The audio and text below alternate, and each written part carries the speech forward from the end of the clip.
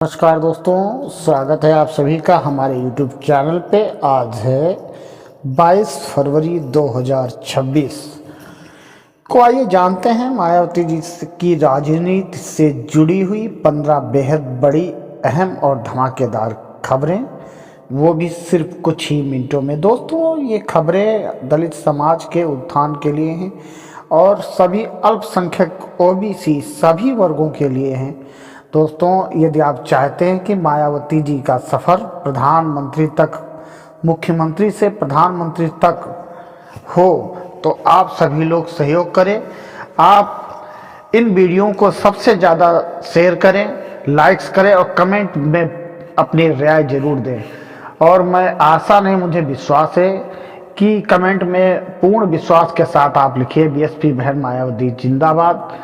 दोस्तों, आज मायावती जी ने जो एक चौंकाने वाला ऐलान किया है, जिससे राजनीति विपक्षी दलों में खलबली मच गई है। वो लोग चाहते हैं कि किस तरह से कि मायावती के कदमों को, बढ़ते कदमों को रोका जाए, परंतु मायावती जी ने माननीय काशीराम और BR अम्बेडकर के पद चिन्हों पर चल के उनके प्रयासों को आगे बढ़ाने का लगातार प्रयास कर रही हैं।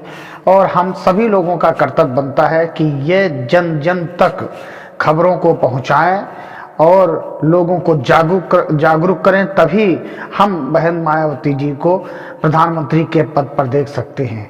चलो शुरू करते हैं आज की 15 बड़ी खबरें। हाँ दोस्तों, ये रोजाना आपको सुबह 8 बजे देखने सुनने को मिलेंगी, देखना ना भूलें, बने रहिए हमारे साथ। चलो शुरू करते हैं आज की पहली खबर।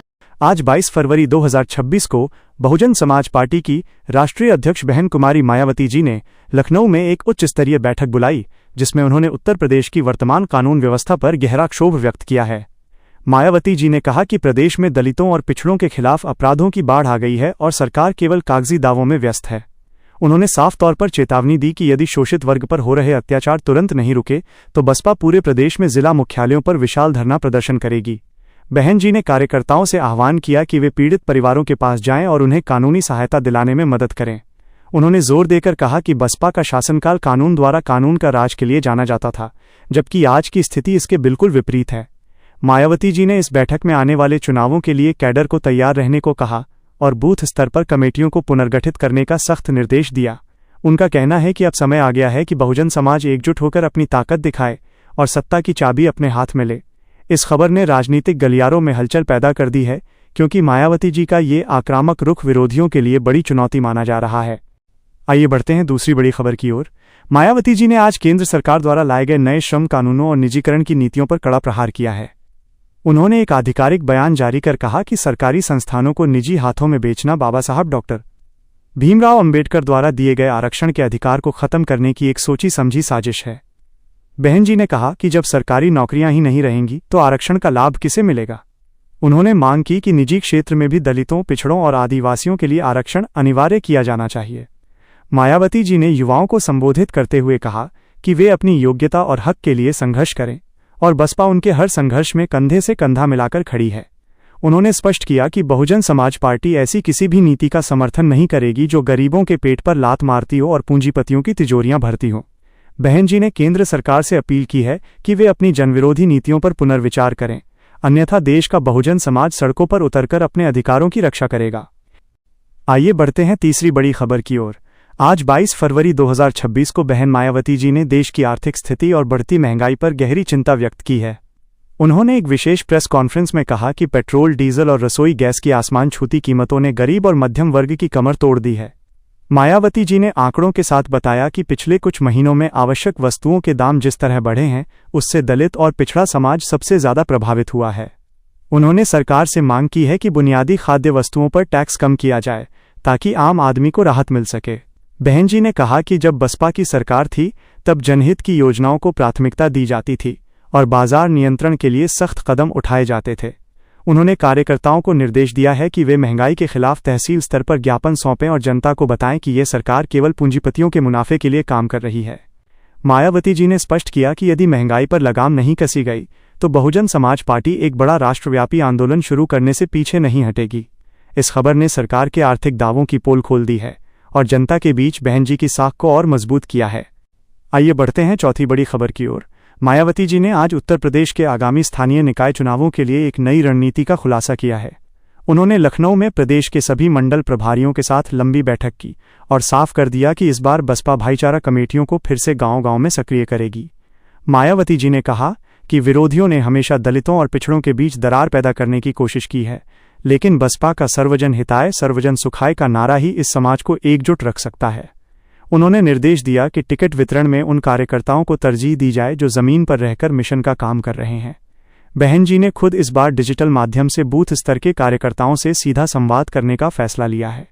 उन्होंने साफ चेतावनी दी कि अनुशासनहीनता बर्दाश्त नहीं की जाएगी और जो नेता पार्टी के सिद्धांतों से भटकेंगे उनके खिलाफ सख्त कार्रवाई होगी। मायावती जी का ये कड़ा रुख दर्शाता है कि वे अब संगठन को फिर से लोहे जैसा मजबूत बनाने के मिशन पर निकल चुकी हैं। इस खबर के बाद बसपा कार्यकर्ताओं में जबरदस्त उत्साह देखा जा रहा है और वे चुनावी तैयारियों में पूरी ताकत से जुट गए हैं। आइए बढ़ते हैं पांचवी बड़ी खबर की ओर। आज बहन मायावती जी ने केंद्र सरकार की शिक्षा नीति पर बड़ा हमला बोला है। उन्होंने कहा कि सरकारी स्कूलों और कॉलेजों की हालत बद से बदतर होती जा रही है, जबकि निजी संस्थानों को बढ़ावा दिया जा रहा है। मायावती जी ने विशेष रूप से दलित और आदिवासी छात्रों की छात्रवृत्ति स्कॉलरशिप में हो रही देरी और कटौती का मुद्दा उठाया। उन्होंने कहा कि बाबा साहब अंबेडकर ने शिक्षा को शेरनी का दूध बताया था, लेकिन आज की सरकारें जानबूझकर गरीब बच्चों को इस दूध से वंचित रखना चाहती हैं। बहन जी ने मांग की है कि उच्च शिक्षा में दलित छात्रों के लिए शून्य शुल्क पर प्रवेश की व्यवस्था फिर से कड़ाई से लागू की जाए, जो उनकी सरकार के समय में प्रभावी थी। उन्होंने चेतावनी दी कि यदि छात्रों के हक पर डाका डाला गया तो बसपा छात्र विंग के माध्यम से सड़कों पर उतरेगी। मायावती जी ने अभिभावकों से भी अपील की है कि वे अपने बच्चों को शिक्षित बनाने के लिए हर संभव प्रयास करें और बसपा के आंदोलन को मजबूत करें। यह खबर देश भर के छात्रों और युवाओं के बीच चर्चा का विषय बनी हुई है, क्योंकि बहन जी ने सीधे तौर पर उनके भविष्य से जुड़ा संवेदनशील मुद्दा उठाया है। आइए बढ़ते हैं छठी बड़ी खबर की ओर। मायावती जी ने आज अंतर्राष्ट्रीय मंचों पर भारत की छवि और आंतरिक सुरक्षा के मुद्दों पर अपनी राय रखी है। उन्होंने कहा कि सीमा पर तनाव और आंतरिक कलह देश के विकास के लिए घातक है। बहन जी ने सरकार को सुझाव दिया कि वे पड़ोसी देशों के साथ कूटनीतिक संबंधों में सुधार लाएं, ताकि सेना पर होने वाला अतिरिक्त खर्च जन कल्याणकारी योजनाओं में लगाया जा सके। साथ ही उन्होंने देश के भीतर सांप्रदायिक सौहार्द बिगाड़ने वाली ताकतों पर लगाम लगाने की पुरजोर वकालत की। मायावती जी ने कहा कि जब तक समाज का हर वर्ग सुरक्षित महसूस नहीं करेगा, तब तक देश की प्रगति का दावा खोखला है। उन्होंने प्रशासन को सख्त हिदायत दी कि वे किसी भी राजनीतिक दबाव में आकर बेगुनाहों को परेशान न करें। बहन जी ने विशेष रूप से अल्पसंख्यकों के मन में पनप रहे डर को दूर करने के लिए ठोस कदम उठाने की मांग की है। उनका यह बयान उनकी राष्ट्रीय और अंतर्राष्ट्रीय स्तर की राजनीतिक समझ को दर्शाता है, जिससे यह साफ होता है कि वे केवल एक क्षेत्रीय नेता नहीं, बल्कि राष्ट्रीय स्तर की एक गंभीर और सुलझी हुई राजनीतिज्ञ हैं। आइए बढ़ते हैं सातवीं बड़ी खबर की ओर। बहन मायावती जी ने आज किसानों की समस्याओं को लेकर एक विस्तृत चार्टर पेश किया है। उन्होंने कहा कि किसान अन्नदाता है, लेकिन आज वो कर्ज और बेमौसम बारिश की मार से बेहाल है। मायावती जी ने मांग की है कि किसानों के पुराने कर्ज पूरी तरह माफ किए जाएं और फसलों के न्यूनतम समर्थन मूल्य (MSP) को कानूनी गारंटी दी जाए। उन्होंने उत्तर प्रदेश के गन्ना किसानों के बकाये भुगतान का मुद्दा भी प्रमुखता से उठाया और कहा कि चीनी मिल मालिकों पर सरकार का कोई नियंत्रण नहीं रह गया है। बहन जी ने कहा कि उनकी सरकार के दौरान किसानों को खाद और बीज के लिए कभी लाठियां नहीं खानी पड़ी थीं। उन्होंने कार्यकर्ताओं से कहा कि वे ग्रामीण अंचलों में जाकर किसान चौपाल लगाएं और बसपा की किसान समर्थक नीतियों का प्रचार करें। मायावती जी ने यह भी कहा कि आवारा पशुओं की समस्या के कारण किसान रात रात भर खेतों में जागने को मजबूर है, लेकिन सरकार सो रही है। इस खबर ने ग्रामीण मतदाताओं के बीच बसपा की पकड़ को और गहरा कर दिया है, क्योंकि मायावती जी ने सीधे तौर पर ग्रामीण अर्थव्यवस्था की नब्ज पर हाथ रखा है। आइए बढ़ते हैं आठवीं बड़ी खबर की ओर। मायावती जी ने आज महिला सशक्तिकरण और सुरक्षा को लेकर एक ऐतिहासिक घोषणा की है। उन्होंने कहा कि यदि बसपा सत्ता में वापस आती है तो महिलाओं के खिलाफ अपराधों की सुनवाई के लिए हर जिले में फास्ट ट्रैक स्पेशल सेल बनाई जाएगी। बहन जी ने वर्तमान सरकार में महिलाओं के साथ हो रही दरिंदगी की घटनाओं पर गहरा दुख जताया और कहा कि आज महिलाएं अपने घर के बाहर असुरक्षित महसूस कर रही हैं। उन्होंने अपनी सरकार के समय का उदाहरण देते हुए कहा कि अपराधियों में कानून का जो खौफ पहले था, उसे फिर से वापस लाना होगा।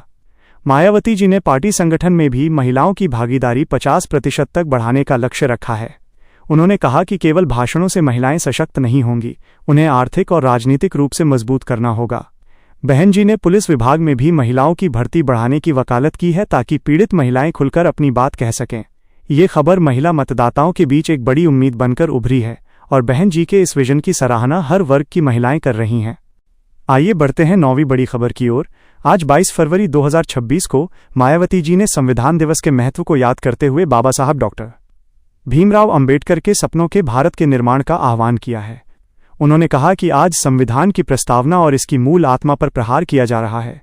बहन जी ने देश के सभी दलित, पिछड़े और धार्मिक अल्पसंख्यकों से अपील की है कि वे संविधान की रक्षा के लिए एक मंच पर आएं। उन्होंने कहा कि वोट की ताकत ही वो हथियार है जिससे आप अपने संवैधानिक अधिकारों को सुरक्षित रख सकते हैं। मायावती जी ने राजनीतिक दलों द्वारा संविधान में संशोधन की कथित कोशिशों को लेकर कड़ा रुख अपनाया और कहा कि बसपा इसके खिलाफ संसद में सबसे ऊंची आवाज उठाएगी। उन्होंने कार्यकर्ताओं को निर्देश दिया कि वे हर बस्ती में जाकर संविधान की खूबियों के बारे में बताएं और लोगों को जागरूक करें। बहन जी ने यह भी कहा कि आरक्षण कोई खैरात नहीं बल्कि संविधान प्रदत्त अधिकार है और इसे छीनने की कोई भी कोशिश सफल नहीं होने दी जाएगी। ये खबर बहुजन आंदोलन की वैचारिक गहराई को प्रदर्शित करती है। आइए बढ़ते हैं 10वीं बड़ी खबर की ओर। आज 22 फरवरी 2026 को बहन मायावती जी ने सोशल मीडिया के दुरुपयोग और बहुजन महापुरुषों के खिलाफ फैलाई जा रही भ्रामक खबरों पर सख्त रुख अपनाया है। उन्होंने लखनऊ में आईटी सेल के पदाधिकारियों के साथ बैठक करते हुए कहा कि कुछ विरोधी दल सुनियोजित तरीके से बसपा की छवि बिगाड़ने की कोशिश कर रहे हैं। मायावती जी ने निर्देश दिया है कि अब हर जिले में बहुजन साइबर योद्धा तैयार किए जाएं जो न केवल विपक्ष के झूठ का पर्दाफाश करेंगे बल्कि बाबा साहब और मान्यवर कांशीराम जी के असली मिशन को नई पीढ़ी तक पहुंचाएंगे। बहन जी ने कहा कि तकनीक का इस्तेमाल समाज को जोड़ने के लिए होना चाहिए, न कि नफरत फैलाने के लिए। उन्होंने कार्यकर्ताओं को आगाह किया कि वे किसी भी असत्यापित खबर को साझा न करें और हमेशा आधिकारिक चैनलों पर भरोसा करें। मायावती जी ने यह भी घोषणा की कि पार्टी अब अपना खुद का डिजिटल न्यूज़ पोर्टल और मोबाइल ऐप लॉन्च करने जा रही है ताकि कार्यकर्ताओं को सीधे निर्देश मिल सकें। ये कदम बसपा को आधुनिक युग की राजनीति में और अधिक प्रतिस्पर्धी और तकनीक प्रेमी बनाने की दिशा में एक बड़ा मील का पत्थर साबित होगा। आइए बढ़ते हैं 11वीं बड़ी खबर की ओर।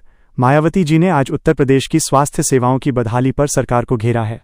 उन्होंने एक बयान में कहा कि ग्रामीण क्षेत्रों में प्राथमिक स्वास्थ्य केंद्र पीएचसी सफेद हाथी साबित हो रहे हैं, जहां न डॉक्टर हैं और न ही दवाइयां।